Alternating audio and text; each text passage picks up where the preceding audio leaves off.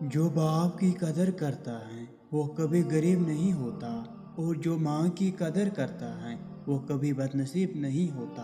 ہم ایسی خود غرض دنیا میں رہتے ہیں جہاں مرنے کے بعد آپ کی تعریفیں کی جاتی ہیں، معافی غلطی کی ہوتی ہے، کسی کو زندہ لاش بنانے کی نہیں۔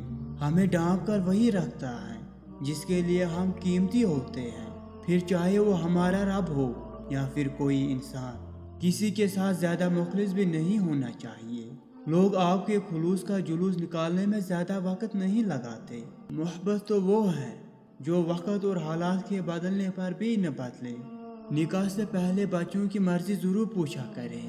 آپ نبی صلی اللہ علیہ وسلم کے امتی ہیں، زمانہ جاہلیت کے کافر نہیں۔ پتہ ہے محبت کیا ہے؟ سارا دن ہمارے گناہ دیکھتا رہتا ہے اور صبح اپنے ہی فرشتوں کے ہاتھوں ہمارا رزق بیچتا ہے۔ بے شک وہی اللہ ہے۔ بعض خواہشات کا مر جانا ہی بہتر ہوتا ہے، کیونکہ اگر وہ نہیں مرتے تو وہ آپ کو مار دیتی ہے۔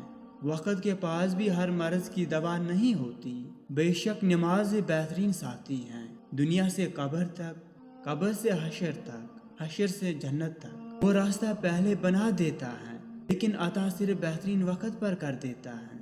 حالات دیکھ کر ساتھ چھوڑنے والوں یاد رکھنا، وہ مقدر بھی لکھتا ہے اور بدلتا بھی ہے۔